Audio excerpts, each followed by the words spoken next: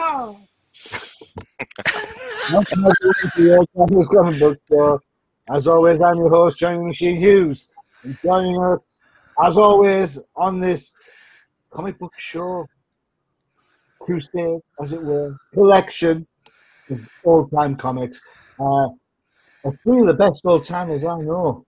All right, we have the Crusader from Down Under, Dodgy, how's it going? We have jolly good. We have the 13th Crusader, his icon giving away the game yet again. It's like the Yankees have just lost again. But I am Groot. Don't you swear at me. I've told you about that. And of course, we have the Professor adding. Well, I would have said adding a sense of, common sense to proceedings. But wait till you see the stinker of a book he's picked this time around. Oh, you know what? I think you might be a man on an island on that. Well, hey, that's fine. Yeah, we'll I'm in the UK. I'm already on an island. So I'm right already. I'm right already. I'm pretty much all right with that. I will have to say, though, a big shout out, I think, to the Professor, because every time I run the Ol'Timers Comic Book Show ad on OTP, every time the guests come back, they're doing the old Professor jig. So, are they? That's awesome.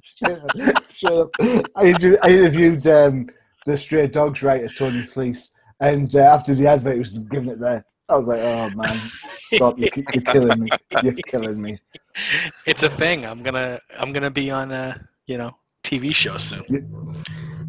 Okay, so for those that don't recognise Dodge, give us a little bit of a rundown. Who are you?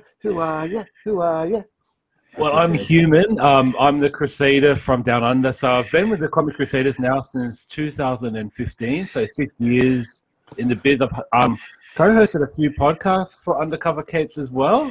One being Flipside Focus, as well as a No Prize podcast with Professor. So we had a good time there. And yeah, I'm looking forward to talking comics with you guys. And thank you for inviting me, Johnny.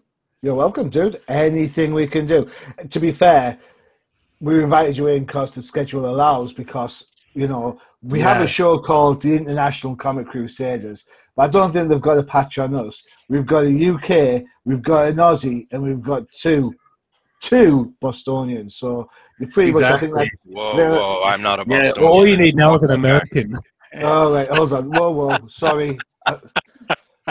Sorry, I've angered the Yankee fan. Sorry. Yeah. I am Groot. So you love the Red Sox, was that? All right, okay, cool. I'm glad you said that. Okay.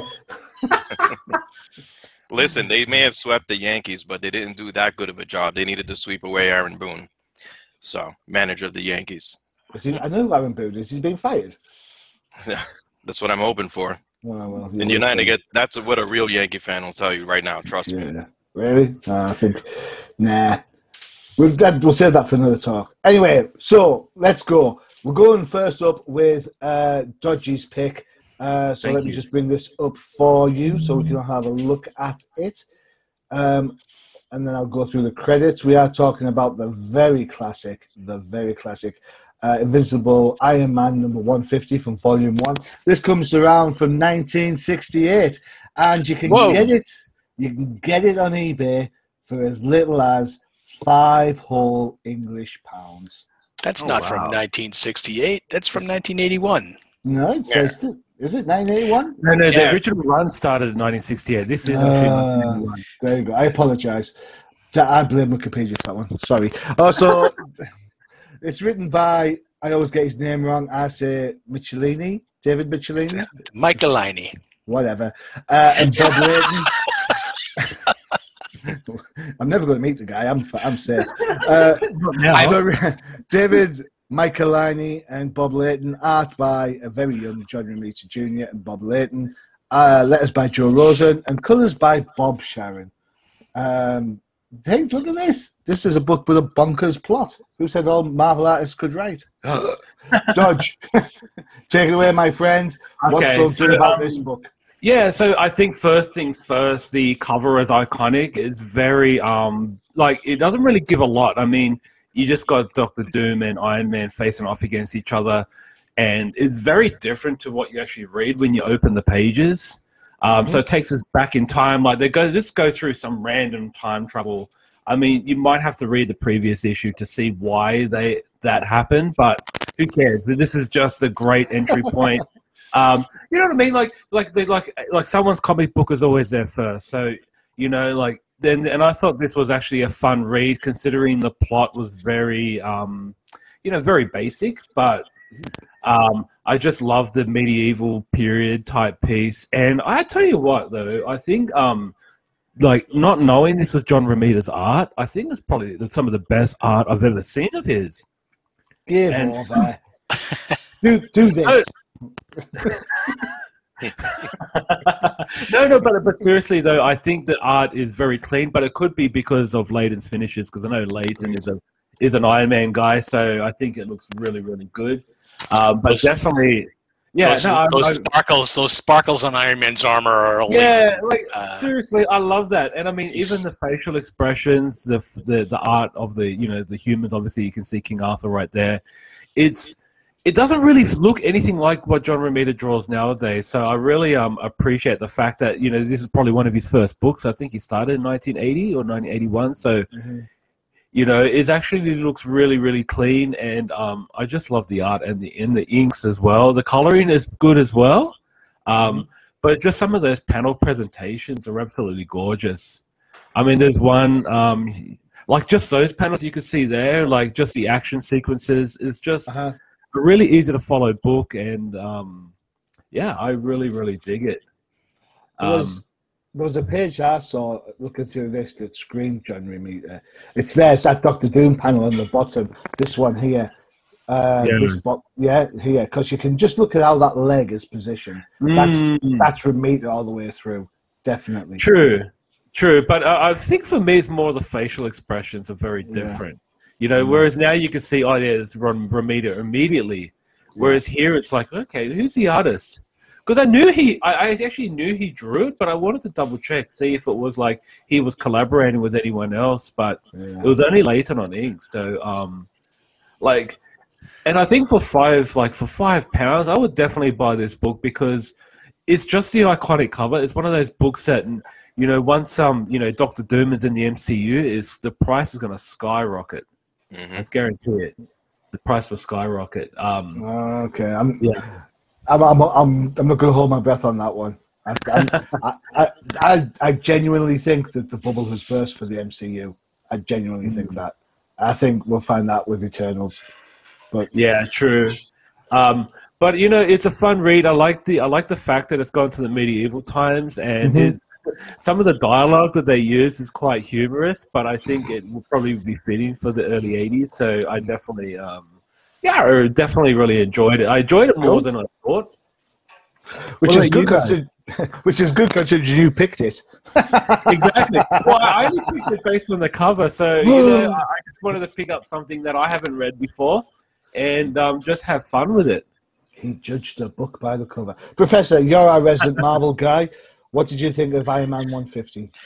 Well, this is an iconic issue because this is, Iron Man, Doctor Doom traveling back in time. Doctor Doom's motivation in this issue is that once every year he tries to free his mother from the clutches of Mephisto, and this is Doctor Doom's plan this time is to just go back in time and do it because he has failed every year. So I guess he wanted to go back in time to, I guess maybe it would be easier. Anyway, the plan ends up being foiled by Iron Man, even though they kind of team up to do it. They end up on opposite sides, Iron Man on King Arthur's side and Doctor Doom on the side of Morgan Le Fay. Morgan Le Fay, I mean, I have to say, I think Morgan Le Fay is one of the most useless villains Marvel has. I can't stand her. But, I know I can't stand her, even though she wears those nice dresses with the, cleavage. Anyhow, as far as John Romita's art goes, there's this woman that she draws here. I think in the next page or the couple pages later, that's where you see that's a John Romita. Might be before that too. I'm not sure, but yeah, throughout that was one of the things that Dodgy mentioned already, is that you can't really tell it's John Romita until you see something like that. So maybe one or two panels you can tell, but definitely I think Layton's inks over it kind of overpower Romita's. Obviously, you know, kind of like a rookie artist here. Well, I think we've we're dodging pardon the pun, we're dodging a bit of a bullet here. We know full well that in the past, when Marvel have changed artists on a book, the new artist coming in has to adopt for a period of time the previous artist's style, whilst they formulate their own gradual move from whomever to wherever. Happened with John Romita Sr. when he took over from Steve Ditko. Happened with Eric Larson when he took over from Todd McFarlane. I suppose the dramatic changes, things like Mark Bagley from Larson, you can tell straight away that the art is different. You know, so I think Marvel have a history of kind of trying to maintain their house style whilst they embed the new artist. And Bob Layton started out as an inker before he graduated to full pencils too. So, you know, that's interesting to look at here. And this is kind of early in Michael Liney's kind of Iron Man history too. So, you know, we have great storylines coming from him in the future with the Demon in Bottle, which is just a year or so down the road here. It's surprising, isn't it, when you think how great that Demon in a Bottle story is, yet how off-the-wall bonkers and non-critical this story is. I mean, Dodger's right, it's a great cover, but, you know, how can you go from something that's kind of nothing and then straight to something like this? Wow, how powerful. And the fact that it's like a double-sized anniversary issue, and it really is kind of like a standalone, nothing happens in this issue kind of thing. True. So. 13, Morgan Le Fay, big fan. Well, I remember her more in the pages of the original Spider-Woman run. That's for sure. So that's where I got my exposure to Morgan Le Fay. But on the subject she's pretty exposed here. Oh yeah, absolutely. That's where the magic happens. That's what she says. Yeah. But to kind of echo what Dodgy said earlier, that he picked this book because of the cover. But one of my favorite Iron Man covers is Iron Man 126, where he's kind of putting the armor on. To me, that's an iconic cover. You guys already mentioned the Demon in the Bottle cover. And then one of my earliest Iron Man books that I ever owned was issue 165, where it was titled Meltdown, and you see Iron Man literally being melted. And that's when he was kind of going against the chessmen. I did mention this on an earlier show that my first Iron Man books were with him against the chessmen, and that's where I kind of jumped in. But yeah, for this book, how are you not going to like it? Dr. Doom's in it.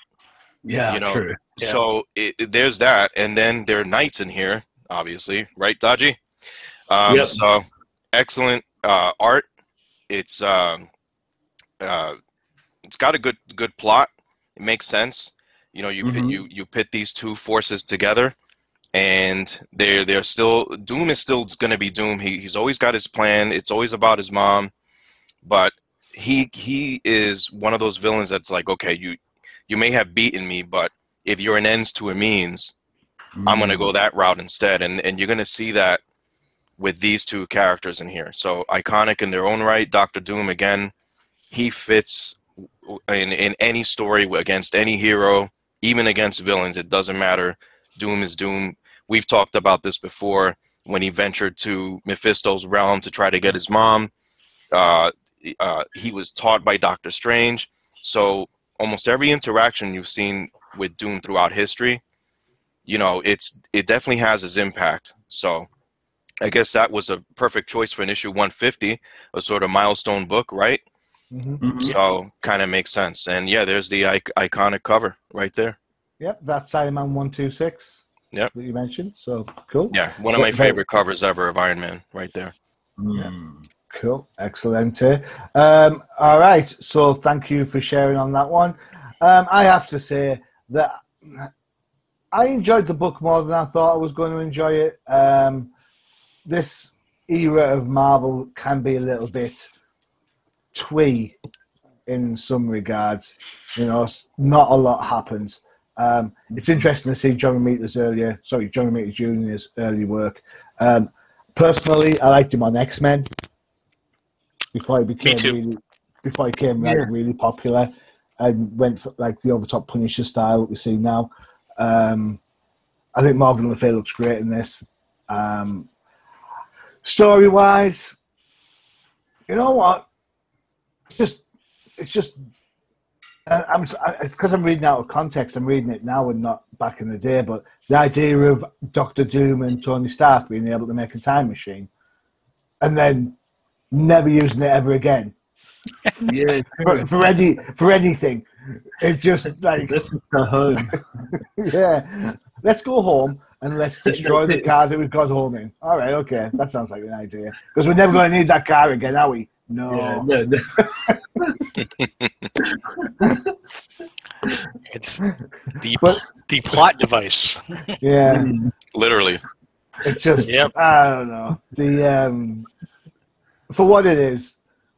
Anyway, it's a good fun read. To be fair, it's a good fun read. Yeah. But it is. It's just a bit daft. It's early 80s Marvel daftness. There's not a lot of continuity to consider.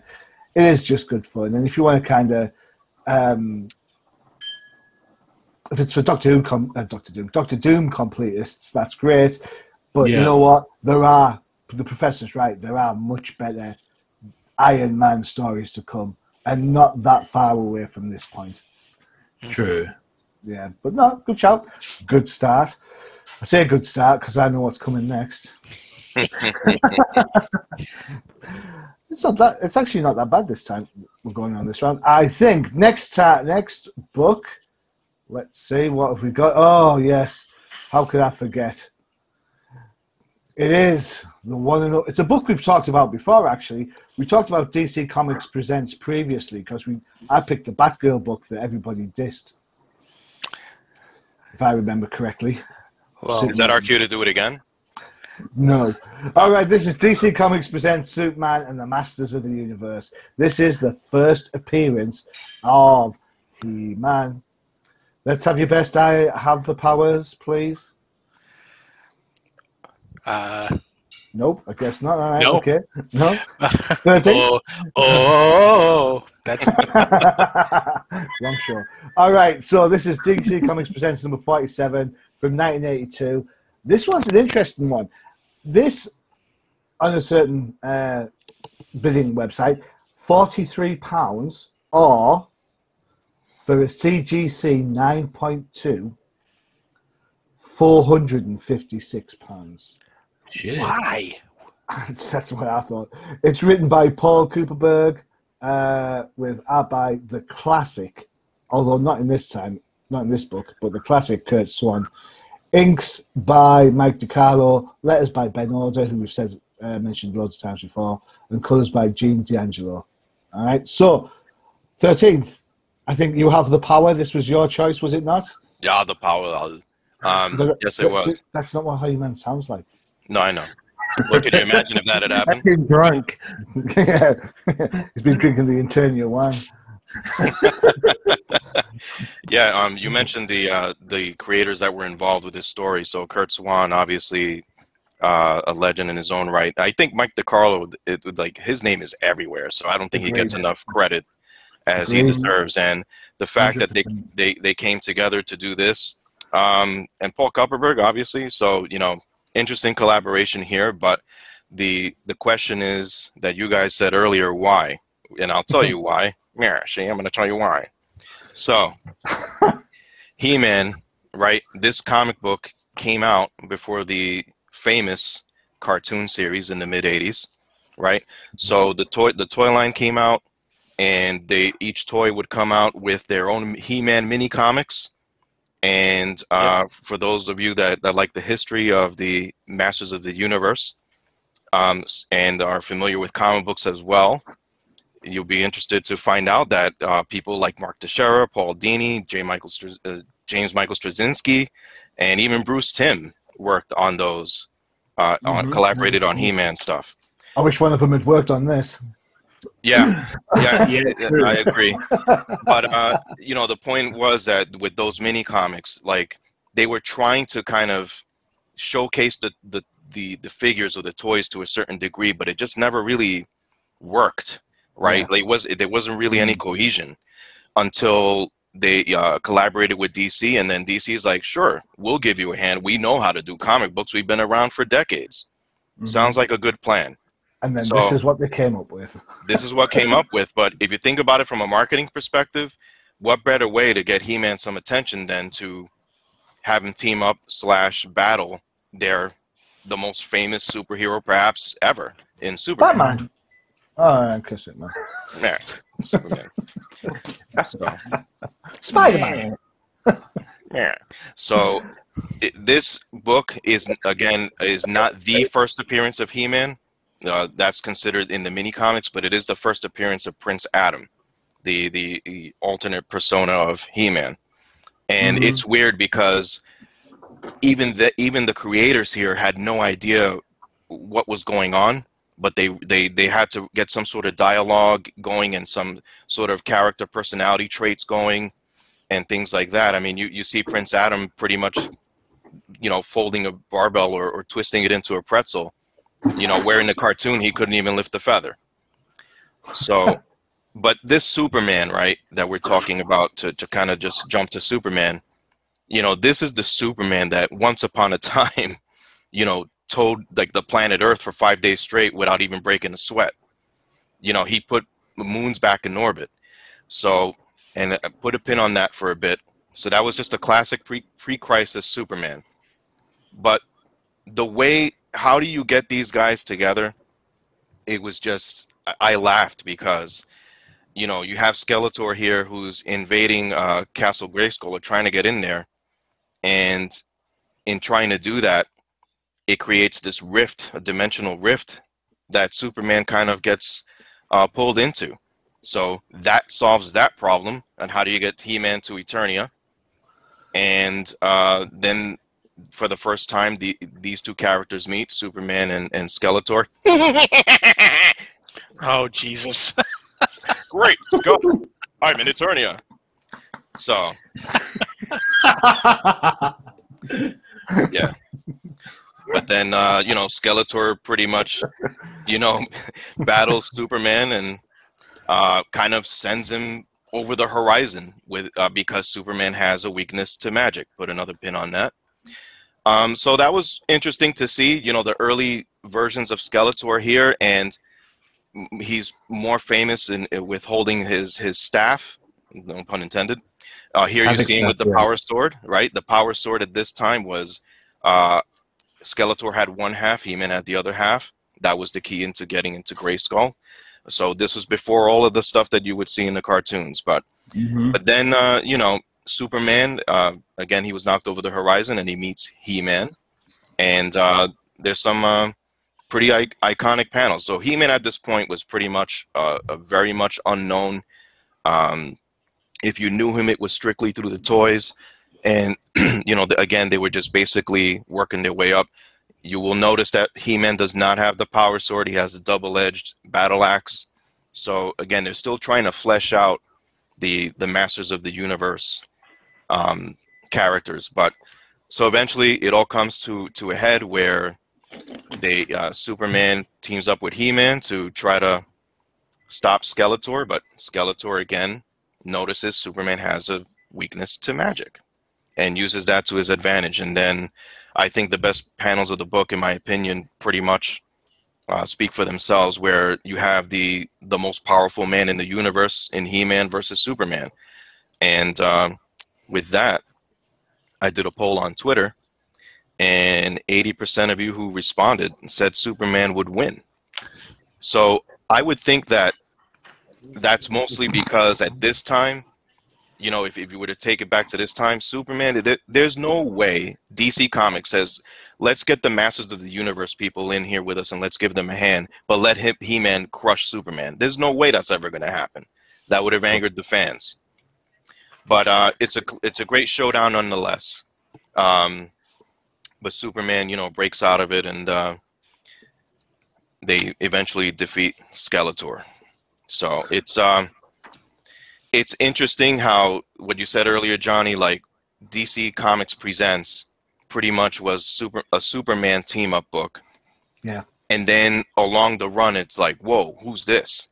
Yeah. You have no idea who he is because you've never seen this guy before. But you know, eventually He-Man became perhaps one of the most popular cartoons, if not the most popular cartoon in the mid-'80s. There's no question about that, along with obviously the toy line. So this book, you know, brought back a lot of memories with He-Man and having see him interact with Superman, and obviously, you know, reading it out loud is always fun, and doing the voices and stuff. That's how I read my books. You know, fabulous secret powers were revealed to me the day I held aloft my magic glasses and said, "By the power of Krypton." There you go. Okay.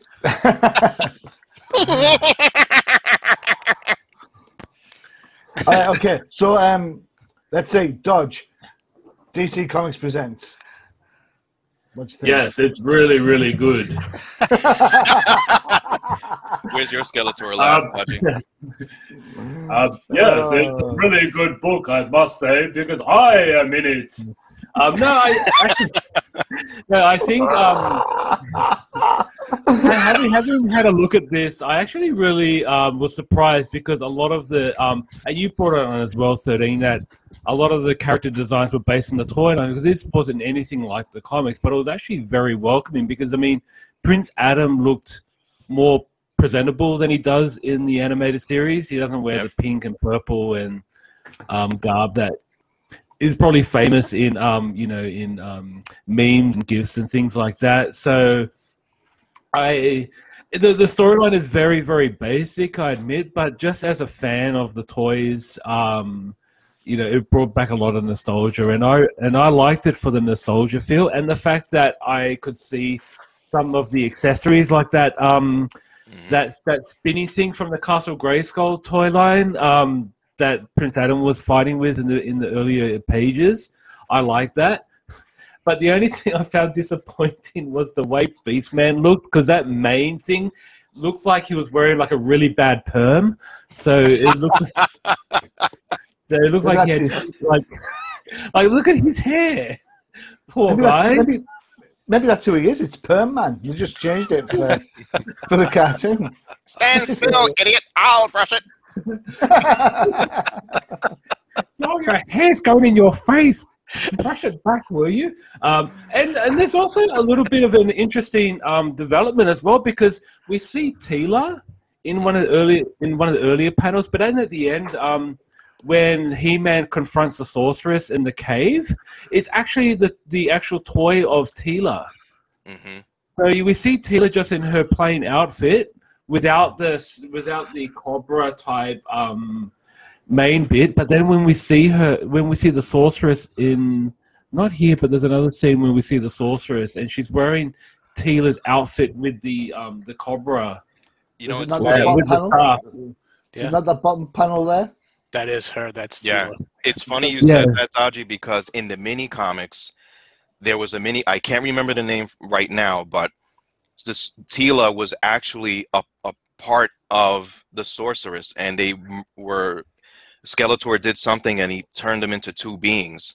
But when that happened, Teela was just a baby, and Man-at-Arms raised her. That was the mini comics version. So when Teela was older and kidnapped by Skeletor, the eventual story was that Teela, part of an essence of the sorceress, merged together, and the sorceress was whole again. And then she said, okay, but Teela grew up and had a life of her own, and, here you are. We'll put things back the way they are. Yeah. I wonder if that's the route they're going to go for the cartoon, because the new cartoon that's due out this month is going to focus on Teela having more of a more active role rather than being the damsel in distress that she tends to be. Oh, I don't know if she's that, because she really bosses Prince Adam around, like everybody. Orko bosses Prince Adam around. That's done by Kevin Smith, right? The Yep. show. Right. Yeah. Yeah, a couple things like the Masters of the Universe mini comics. First of all, are getting much harder to find. That's number one. I did see them in a complete set once at a convention, and I'm like, maybe not this time. Never seen it again. I regret that day. I should have just pulled the trigger and bought them all. But in those early versions of He-Man, remember the He-Man stories were based off Frank Frazetta art. Like that barbarian look, like the Conan look. Boy, yeah. So those early comics were more of a novelization with art, and then they tried to eventually evolve into a comic book style, but they just didn't get there like that. And with DC's help, it started getting a lot more exposure to the He-Man line. It's funny because that's when I was reading this comic, I was thinking Conan. You know, where he's in the tavern and he's getting like some grief and stuff. I'm thinking this is just a Conan book. Yeah, and I'll throw something out here too for the audience. It's out on Netflix now. If you have a chance to watch it, I highly recommend it. If you really do like the Masters of the Universe line, is the Power of Grayskull documentary. Absolutely must watch. Very, very good. Lots of tidbits here on the development of He-Man, its creation, obviously, and the animation. It's a really good deep dive. So the Power of Grayskull. Definitely awesome. Is that a different documentary from the other Netflix documentary that goes through old toy lines? And they had an episode of He-Man on that. No, it's different. It's a different show. It is different. Yeah. Oh, okay. All right. Yeah, it's a standalone documentary. The Power of Grayskull. It's called. I think it goes for nearly 2 hours. Oh, okay. I'm going to watch it tonight then. All right. Okay, Professor. What are your thoughts on this comic book then? I mean, sorry, Professor. So I thought this book stinks, but I think that they did. It did what it's supposed to do, right? I mean, I have fond memories of He-Man from when I was a kid, and me and my brothers, we used to collect all the toys, and a lot of the times we used to get them for the mini comic, and we would read the mini comic. But I loved just the variety of characters, and I'm glad you said something about the Netflix documentary, because I was going to bring up the other documentary that I saw from, I can't even remember the name of the show, but The Toys That Made Us. The Toys That Made Us, yes, and that's there's a He-Man episode in that where they actually go through how the developers of the toys actually sold the toy line to the company by saying, we have a cartoon, we have a comic book, and they had nothing. Right. They were just making stuff up, and so then they had to run out and get someone to make a comic and get someone to do a cartoon, and I thought that was fascinating, because I mean, these guys could have sold ice to an Eskimo, right?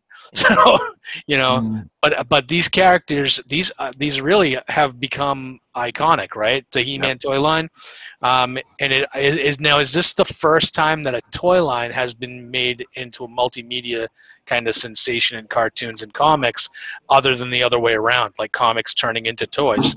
These are toys turning into comics, turning into cartoons, etc. Right? Would you count Shogun Warriors in part of that?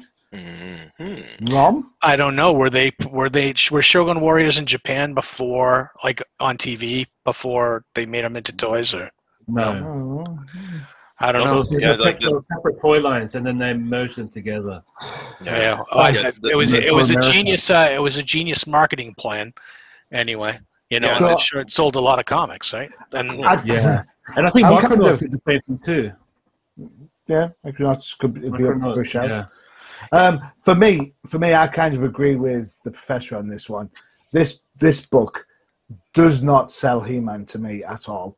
I remember there being a mini comic in a Batman issue where I can't remember the number. I have to dig it out, but Batman is practically tied to a rock cliff that's got the Joker's face on it, and it's going to explode. Right, and that's kind of like the Jim Aparo cover that you get. And in there's a mini comic. It might have been part of this. I'm not sure. But that's what I remember from He-Man comics. And I kind of looked at it and go, Jeez, I don't even want to ask you who you think would win in a real all-out battle. Between who? He-Man and Superman. Where? What do you mean where? Well, Anywhere. Well, all right. He-Man couldn't function on Earth because there's no power of Grayskull. So on Earth, that'd be Superman. All right. And Eternia, unless He-Man's using the magic of the sorceress, it's still going to be Superman. So I don't know. It's just the way it works. Sorry. Kurt Swan is an absolute legend. He is a DC legend par excellence. It saddens me to look at this book with his name on it. Absolutely. I mean, this is at the end of Kurt Swan's career anyway, right? Right. I know, but come on. It just made me feel like they were throwing him a bone to keep him working, right?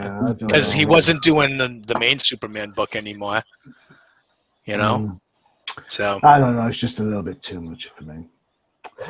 All right. Okay. So before we go from the sublime to the very, very ridiculous, time for one of our fantastic adverts. Which ones? I know which one you're all going to plumb for. I know you want to see this one. So, guys, check out this. You never know.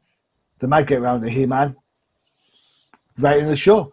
Let them know. Crisis in the Toy Box. I will. I'm going to DM him right now. Go for it.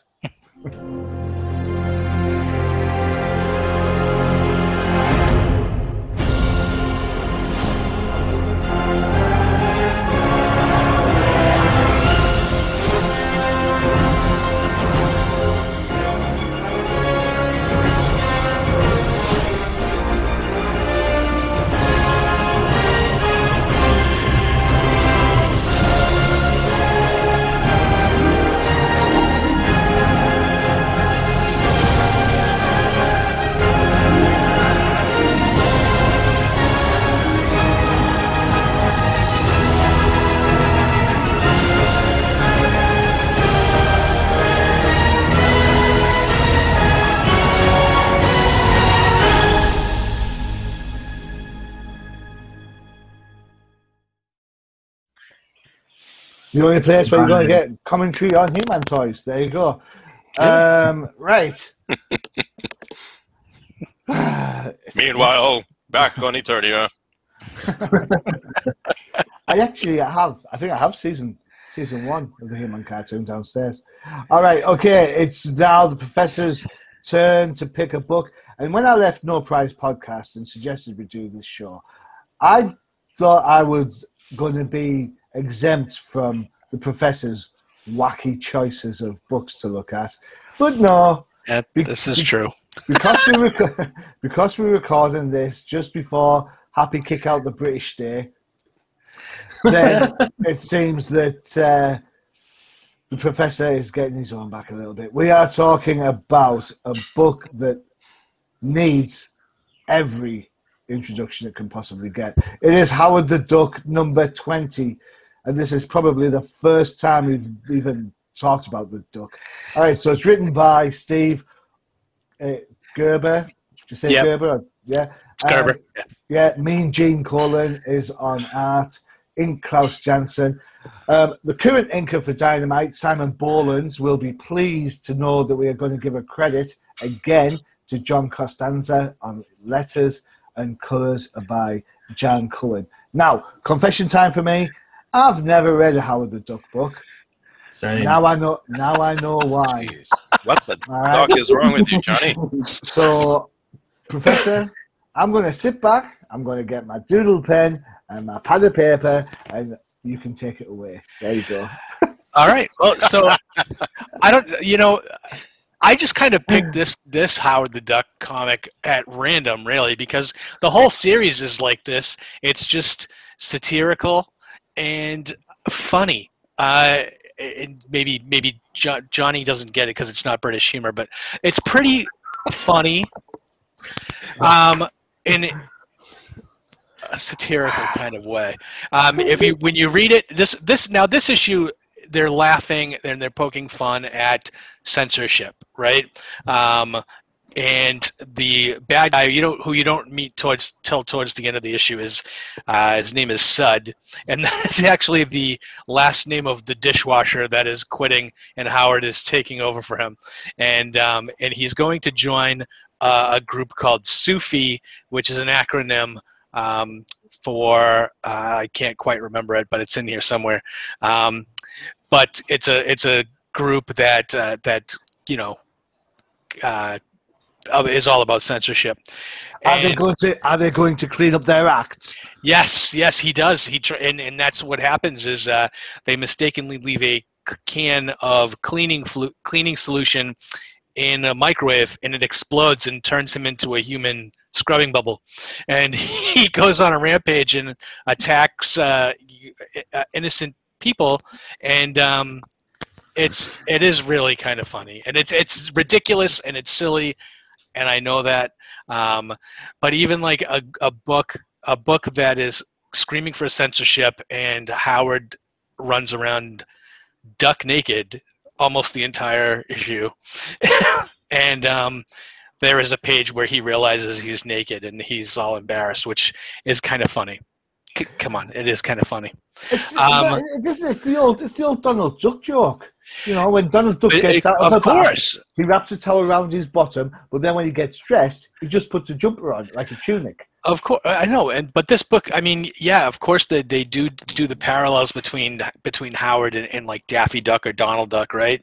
But the funny thing is that Howard throughout this whole series is the straight guy. Everybody else around him is the comic relief. He's the stodgy, serious guy with all this stuff happening around him that's just silly, which in itself is the comedy of the entire book. And there's another character. She's not in this issue, but her name is Winda, and she has a speech impediment. So every R and L is turned into a W. So she talks like this every issue, and so the human is the one with the speech impediment, not Donald, or not Daffy, not Howard. And I think that's hilarious. But this book, Steve Gerber, really every issue in the and in the 70s where everybody was like socially active, and Howard is really kind of that. There's an issue just a few months earlier where he runs for president by mistake, and it's funny. It's interesting, and you could see here Sud is scrubbing his bowling buddy because he's looking at a issue of Playboy or whatever it's called. I can't read it from here. Play person. There you go. So even then we're being super PC back then. Great, well done. It's I have to say, if you like satire, if you like humor, this book is for you. This book kind of does before like what She-Hulk. I know we talked about She-Hulk a couple of months ago. Yeah, I remember. I mean it does She-Hulk before She-Hulk did She-Hulk. So this is the original satirical book. This is the book that there really back in this period of the 70s, there really wasn't an editor really kind of policing Steve Gerber. He could pretty much do what he wanted to do. In fact, a few months after this, when Jim Shooter is appointed editor-in-chief of Marvel, Howard the Duck did not last much longer after that. So he was cooked. That's his mate. That was his mate, Gerald the Goose. His goose was cooked. Right. I mean, the villain in the very first page in this issue, Dr. Bong, and he. I like the way I love how the professor's like so invested in this, and everybody else is just like, please let's get to another Batman book. Okay, sure. All right. Harsh. Spoilers. No, I mean just watching the first couple of pages where Dr. Bong's power is he's got a metal ball on his hand and he bongs himself on the head and paralyzes you with the vibrations. That's genius. I'm sorry. That is genius. And in the 70s to have a name Dr. Bong and have it get through the censors, Come on. Come on. 13th. Well, where do I start? I didn't even talk about Gene Colan's art. Gene Colan's a genius. Do you know what? Agreed. Agreed.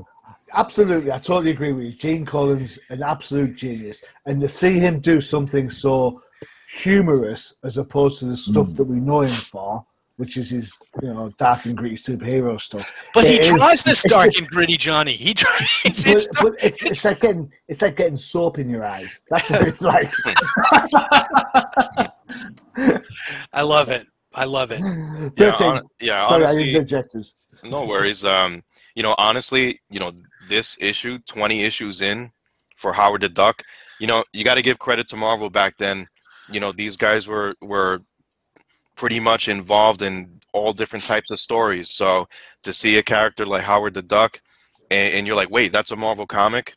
So for those who were loyal to the publishing line, and you see 20 issues deep, remember how we spoke about nowadays everything is a #1. Let me pick it up because of the money. Now this is issue 20, so you're like, where there's a whole bunch of 19 issues before this, right? So in reading this, I'm glad you clarified how many numbers came before. Yeah, exactly. There you go. You're welcome. I cleaned that up, didn't I? I thought you expected to say 13, but never mind.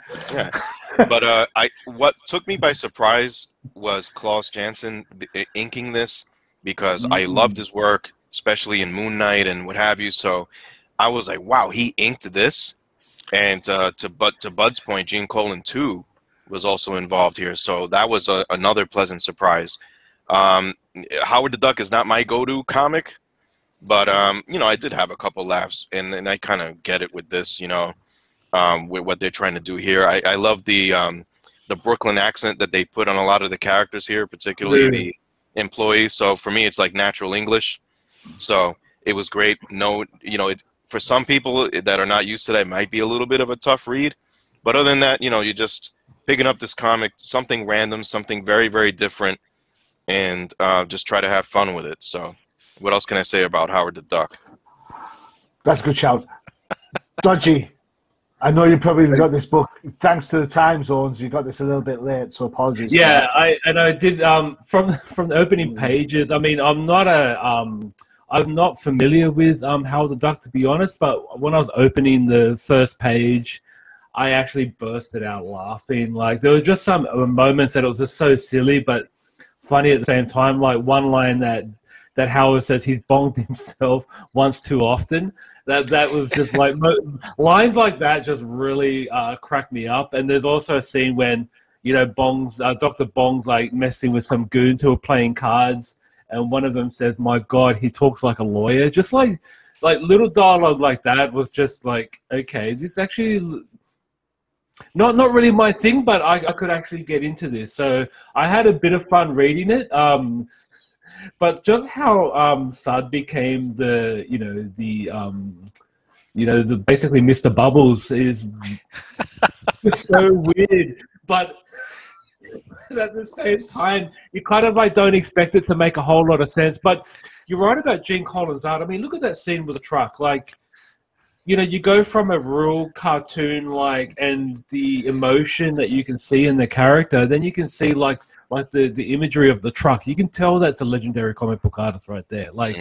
It's just absolutely gorgeous. We can see the foreground, which is basically Howard being the cartoonish character that he is, but then you look in the background and it's like a different contrast. It almost reminds me of Jeff Smith, because I mean, if you guys are familiar with Jeff Smith, his background. We know about Jeff Smith. We're big fans of Bone. Yeah. I'm saying you can see how simple Bone looks, but then if you look in the background, it's completely different. Where it goes to the background. That's the same thing you get here with Gene the Dean, as Stan would call him. But there's actually one panel I thought was quite offensive. I think that's one of the last few pages when Sud picks up one of the African-American employee. Right. Makes that comment. I thought that was how the hell did that get through censorship? Well, there's a disclaimer on the next panel. There is a disclaimer that they said, don't look at this as a racist comment. Is it this one? Yes. Right now? Yeah. Yes. Well, the black guy says, the black stuff don't come off. Yeah. So, but then in Anyways. in that caption, he explains it that could be Greece. he It might be hates very everybody. Greece. He hates everybody equally. So Yeah. God. Anyways, But that's yeah, but I mean, you it's know, an interesting book.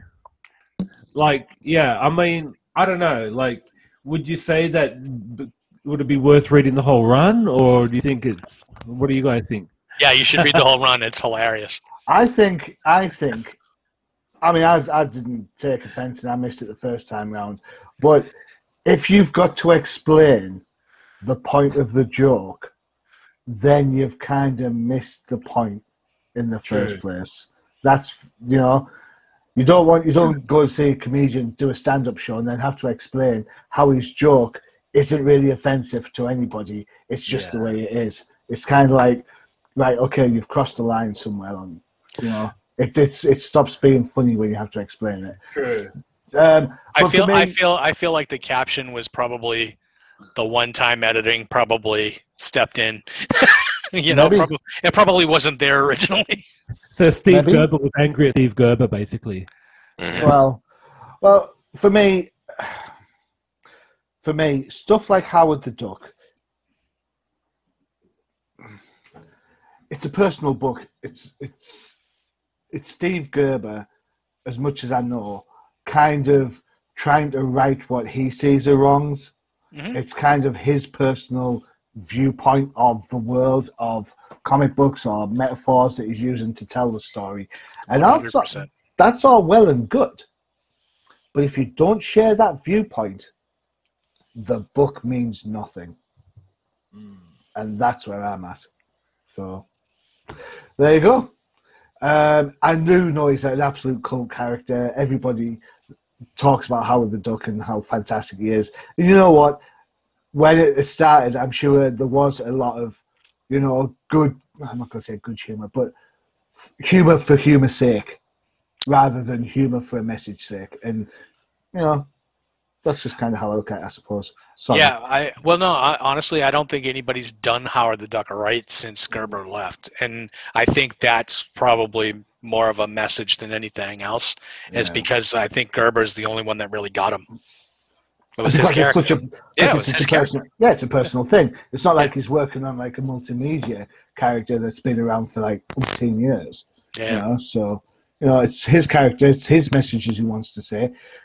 I'm not the audience for that book. I don't want to listen to that message. I want to read for entertainment. I don't want to have to worry about the political exploits and so forth and so on. But, you know, hey ho, each to their own. That's why some will love it and some will say, get the fuck out of here.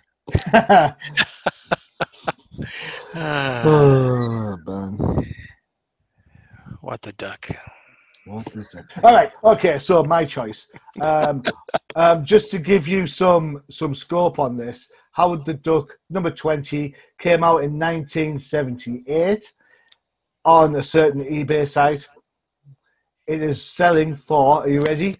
A whopping 49 pence. I mean, to £3. Yeah. So but no, hey, there you go. Go check it out. You know what? For 50p, well, which is about 60 cents, 75 cents, then that's almost cover price. Yeah, you take a punt on that just for fun, wouldn't you? If you saw that, you take a punt. So yeah, go for it. All right, okay. So next up on the last book is my choice. Hey, and for those that know me, I can't believe it's taken this long to get to this book. This is Detective Comics number 647 from 1992. It's nearly 30 years ago. Average price for this is around £20. Although there is somebody on eBay trying to sell a 9.6 slabbed at £395. Now I love spoiler as much as the next guy, but that's just a little bit bonkers. So behind this gloriously drawn and coloured Matt Wagner cover is a story from from Mr. Batman, Chuck Dixon himself. The late Tom Lyle is on pencils. Inks are Scott Hanna. Simon Boland's going to be happy again because John Constanza's on letters. And DC's colorist of choice for that era, Adrian Roy, is on colors. 13th, you're our DC guy. So, first appearance of Spoiler. Yeah, nice. You said it took it. You can't believe it took you this long to get to this book. Well, there were 646 issues before this, since I meant for the show. Don't be okay. I'm just making sure. Careful, John. Well, I agree with you wholeheartedly with the cover. Matt Wagner, obviously, I love his art and work in general with Grendel, but here he lends his talents to this cover. I love the stance of Batman and even the Tim Drake Robin. Beautiful cover. So love that. But, you know, like you said, Johnny, you know, we've spoken with Chuck Dixon a couple of times, and we have. And I've said this time and time again. In the 90s, nobody was holding it down like Chuck Dixon in the 90s for Batman. And we were just living in his vision of what Gotham was at that time, and he introduced a lot of characters. And in this one, you have the introduction of Stephanie Brown, a.k.a. the Spoiler, who turns out to be the daughter, as we'll eventually learn, of the Clue Master, who was pretty much a third-rate villain, maybe even a 13th-rate villain, for those who read Batman numerous times. Yeah. So, you know, Clue Master, it's, I don't know. I always thought he was clueless, to be honest. But, you know, that's his respect level. But, you know, here you see how Chuck Dixon just elevates his intelligence a few notches. Like that, hey, nobody takes me serious. But when you're reading the first pages of this, you're like, yeah, the guy's, you know, weakling or whatever, but he's very, very, very smart. And it makes sense. If you're going to go up against the world's greatest detective, you got to have some sort of brains. So, you know, I think this issue for me is probably the most intelligent Clue Master I have ever read. Because before this, he really was on like, why did I buy this?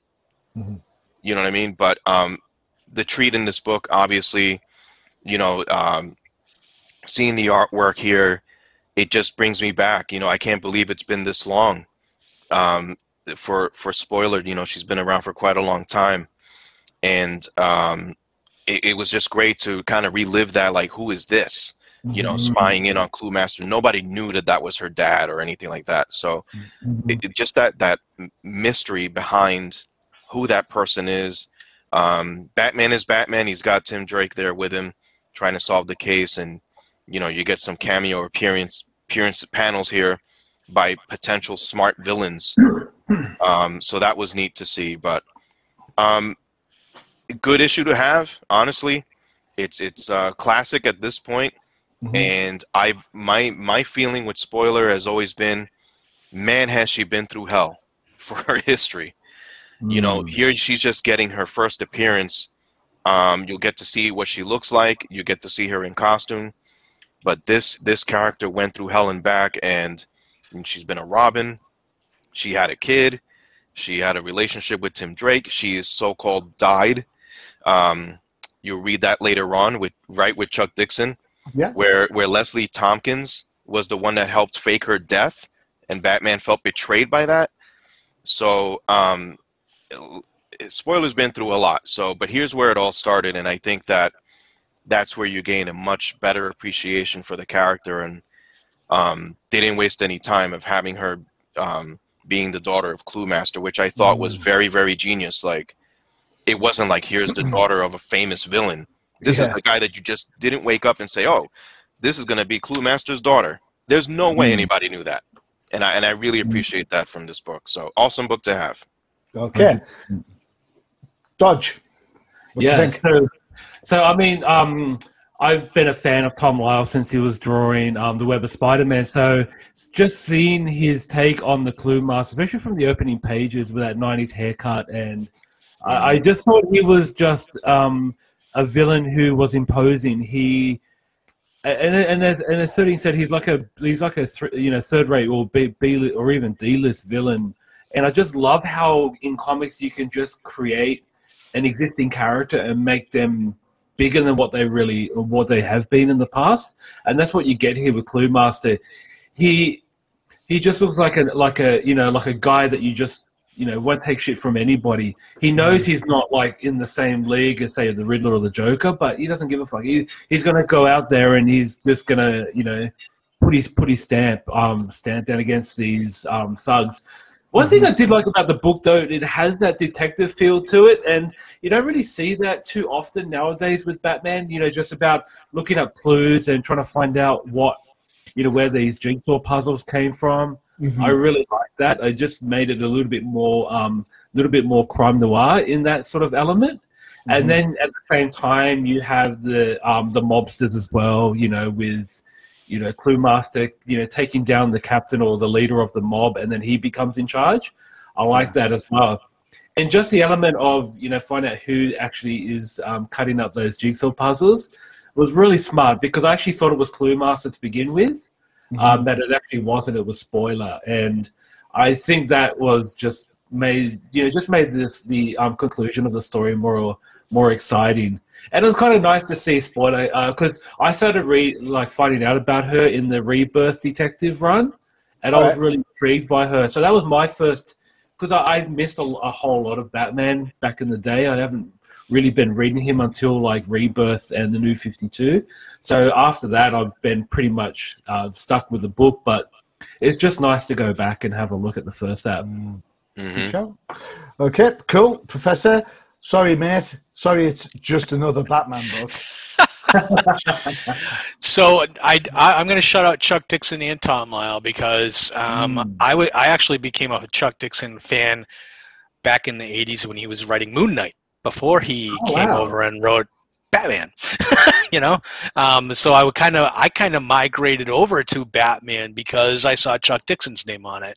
Nice. And Tom Lyle, like you said, Dodgy on Web of Spider-Man, and then when he moved over to DC and started doing Batman-ish type stuff, he did the first couple of Tim Drake Robin limited series too, right?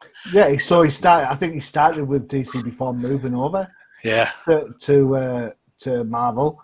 I think his Robin miniseries predates his web work. Okay, so that's where I first found out about Tom Lyle, was on Robin, and seeing a Tom Lyle Robin here in this issue, it really brought me back to the 80s, so early 90s, yeah. So and this reads just like I remember reading it 30 years ago. It's still good. No, I read Batman. I like Batman back. To be fair, I thought you'd hate it, but never mind. No, you have surprised me. No, I used to. I liked these Batman stories in the early '90s and late '80s. This run here, and the Tim Drake Robin is my favorite Robin. So, it was good. Great to see him here. Cool. So for me, I am a huge Steph Brown fan. Anybody who knows me knows how much I love Steph Brown. Originally she was just a 2-issue character, going to get thrown away after the 2-issue story, never to be seen from again. Loads of fans wrote in, said they loved her, wanted to see more about her, and boom, there she is. She's been, as 13th alluded to, she's been a girlfriend to Tim, she's been a Batgirl. She's been a Robin. She's been a Robin. She's been the best Robin. Just saying. So did you like her better as Robin than Spoiler? I would just like her, to be fair. It makes me laugh when DC tried recently, well, I'll say recently, the last few years, when they tried to make the Batgirl book more hopeful and not dark and gritty, and then by doing so, they had to alienate a core bunch of fans. And I remember thinking, you had a character that was full of hope, that didn't have to be anything other than what she was in Steph Brown in her Batgirl book. But you cancelled that, to go back to crime and gritty. So, I think she's one of those characters who became enough of a regular that serious stuff could still happen to her. Because Batman's not going to get killed. Robin's not going to get killed. Steph Brown could get killed. Mm-hmm. You know? But she was enough of a regular to fool the reader to think that nothing that bad was going to happen to her. And as 13 said, shed loads of bad stuff happened to her. You know? Yeah. I think the War Games storyline, I think, was where you had not just her dying, right? As a reader, you're like, whoa, she's gone. But then the betrayal of Leslie Tompkins. And the torture of the Black Mask beforehand. Correct. It's all in there. For me, I prefer Tom Lyle on the Robin book. I don't think he draws a great Batman. That's my own. I think he's just a little bit too inconsistent on that. But generally speaking, I love the whole Chuck Dixon era of Gotham. And that's how I call it Gotham. Because at the time, he was writing this. He was writing Batman. He was writing Nightwing. He was writing Catwoman. He was writing Robin. He had the keys to Gotham. Yeah. So since we're looking at it right now, do you guys prefer the bat signal shield on Batman's chest to the flat black Batman shield? I don't have a preference. Yeah, I'm with Johnny on that. I understand why the emblem is there. It was to kind of like, if anybody was pointing a gun at him, point here. I get that part, but they're both good. Looking at the shield, it makes me miss the shield. I loved the yellow. Mm-hmm. Yeah. I miss the classic utility belt. Yeah, I think it has that movie look as well. I think the what was it? Batman Begins? Batman. What was the second movie? Batman Returns. Wasn't that during '92 as well? So it could have been during the period. That logo. The Brave Fogel Batmobile makes an appearance. There you go. Yeah, so It's all good. All good in those. I think there's a lot of subplots going in this book. The whole Jim Gordon and Sarah thing that gets played out for the issues.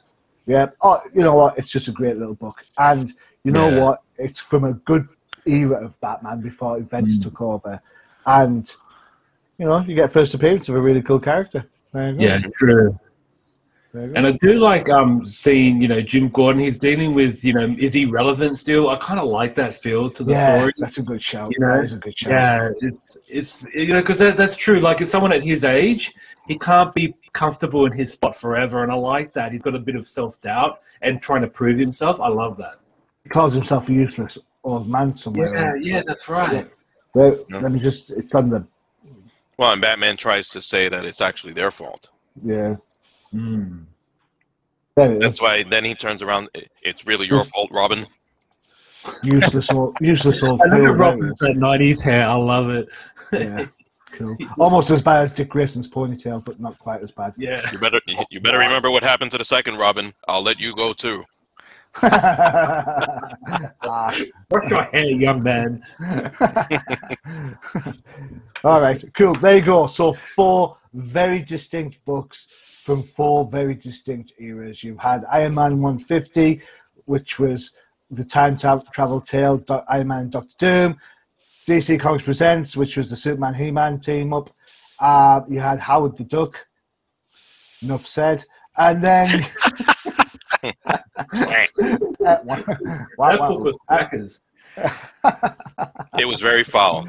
Oh, I was going to say that one. Oh, no. Man. All right, and then you've rounded off with the Detective Comics from probably one of the better runs, better time periods for Batman fans.